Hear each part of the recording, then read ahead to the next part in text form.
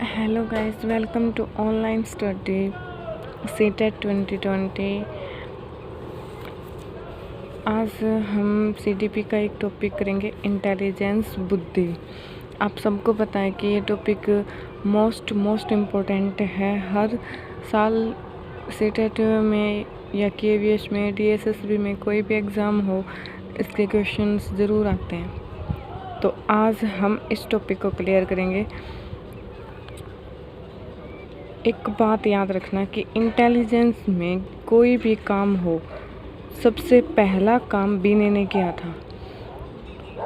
As a trick लगा लो कि अगर इंटेलिजेंस का कोई क्वेश्चन आए और आपको उसका आंसर ना पता हो और ऑप्शन में बीने हो, तो आप बीने को मार्क करोगे, क्योंकि इंटेलिजेंस को लेकर बहुत सारे कार्य बीने ने किए हैं। तो हम स्टार्ट करते हैं अपना टॉपिक, बुद्धि। बीने ने क्या बताया कि ज्ञान, आविष्कार, निर्देश और आलोचना, ये चार चीज़ बुद्धि में होती हैं। ज्ञान, आविष्कार, निर्देश और आलोचना, ये चारों चीज़ें बुद्धि में होती हैं। अकॉर्डिंग टू वुडवर्थ ने क्या कहा है कि बुद्धि पहचानने की योग्यता है, कि किसी भी चीज़ को पहचानना ही बुद्धि है। यह वुडवर्थ ने कहा है। इसमें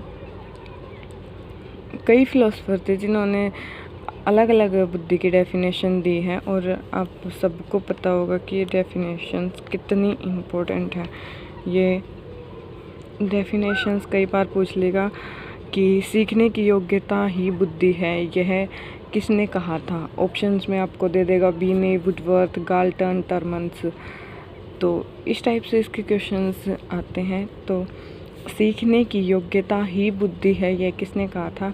गाल्टन ने। अगली है टर्मन ने। अमूर्त विचारों की योग्यता बुद्धि है। जो अमूर्त विचार होते हैं, उनकी योग्यता ही, उन विचारों को समझना, पहचानना ही बुद्धि है। आगे देखते हैं टाइप्स ऑफ इंटेलिजेंस। गैरिट ने और थॉर्नडाइक ने इंटेलिजेंस को 3 पार्ट्स में डिवाइड किया है। इंटेलिजेंस के 3 पार्ट हैं। मूर्त बुद्धि, कॉन्क्रीट बुद्धि, जो हम चीज़ों को देखकर समझते हैं।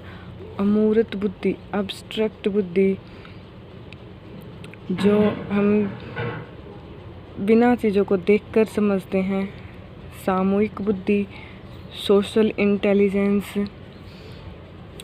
यह समाज में जो हम देखकर जो सीखते हैं, जो व्यवहार हम करते हैं, वो सामूहिक इंटेलिजेंस है, सोशल इंटेलिजेंस। अब हम इन तीनों टाइप्स की डेफिनेशंस देखेंगे। मूर्त बुद्धि, यह बुद्धि कल पुर्जों से संबंधित होती है। इसको इंसान सामने की चीज़ों को देखकर कार्य करता है। यह बुद्धि कल पुर्जों से संबंधित होती है। कल पुर्जों मतलब हम किसी भी चीज़ को देखकर उसको समझकर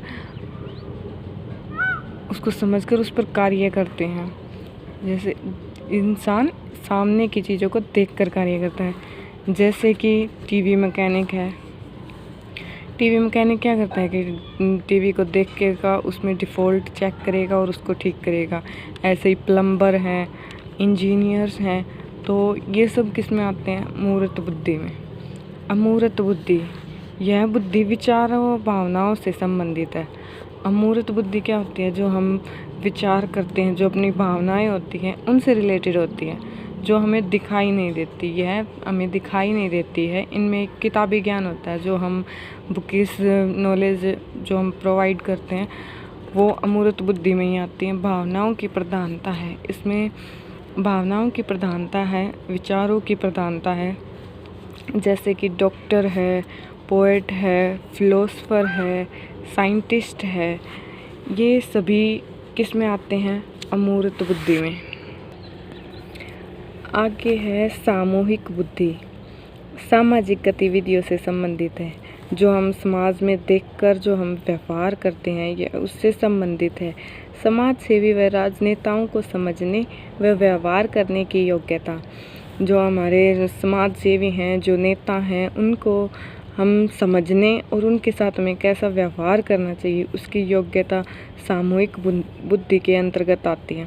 जैसे कि नेता, व्यवसायी है, समाज सेवी और अध्यापक।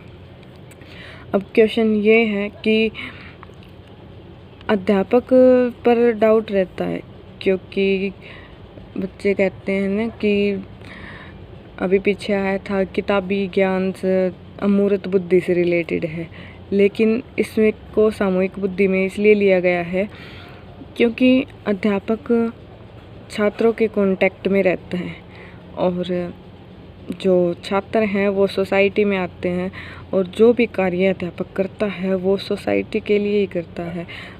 उसको छात्रों को टीचिंग करवाता है, उसे अच्छा व्यवहार करना सिखाता है, तो इसलिए यह सामूहिक बुद्धि में आता है। नेक्स्ट हमारा टॉपिक है मापन कि बुद्धि का मापन सबसे पहले किसने किया। सर्वप्रथम मैंने आपको पहले भी बताया था कि बुद्धि का पहला वर्क कुछ भी हो वो बीने के द्वारा हुआ है। तो सर्वप्रथम 1905 में बीने द्वारा बुद्धि का मापन हुआ था, बीने साइमन स्केल द्वारा। और जो मेंटल एज कॉन्सेप्ट है वो 1908 में दिया था बीने ने। मेंटल एज कॉन्सेप्ट मतलब कोई बच्चा 12 साल का है तो उसमें 7 साल की समझ है, या कोई 7 साल का बच्चा है उसमें 12 साल की समझ है, तो उसे मेंटल एज कॉन्सेप्ट कहते हैं। और ये बीने साइमन स्केल द्वारा मापन किया गया था। बुद्धि लब्धि, जो ये बुद्धि लब्धि को इंट्रोड्यूस्ड है, ये जो वर्ड है ना, ये दिया था टर्मन ने, लेकिन इसका जो फॉर्मूला है बुद्धि लब्धि का वो दिया था स्टर्न ने।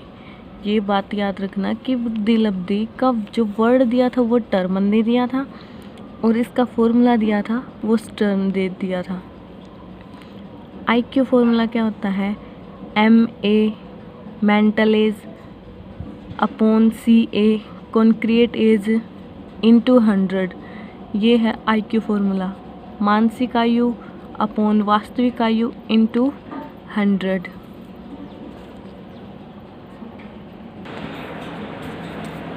और अगर आपसे ज़्यादा डीप में क्वेश्चन पूछ लेगा ना तो ये पूछेगा कि जो IQ फॉर्मूला है उसके मल्टीपल में 100 किसने ऐड किया, तो वो ऐड किया है टर्मन ने।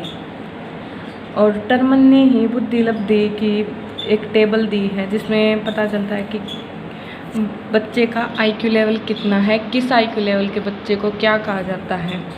जैसे 140 या अबोव को प्रतिभाशाली की यानी जीनियस बच्चा कहा जाता है। 120 to 140 को परखर बुद्धि यानी सुपीरियर बुद्धि। 110 to 120 को तीव्र बुद्धि यानी कि अबोव एवरेज। 90 to 110 सामान्य बुद्धि एवरेज। 70 to 90 मंद बुद्धि स्लो लर्नर। 50 to 70 पिछड़ा बालक बैकवर्ड चाइल्ड। 25 to 50 मूर्ख यानी मूड एम्बिशियस बालक।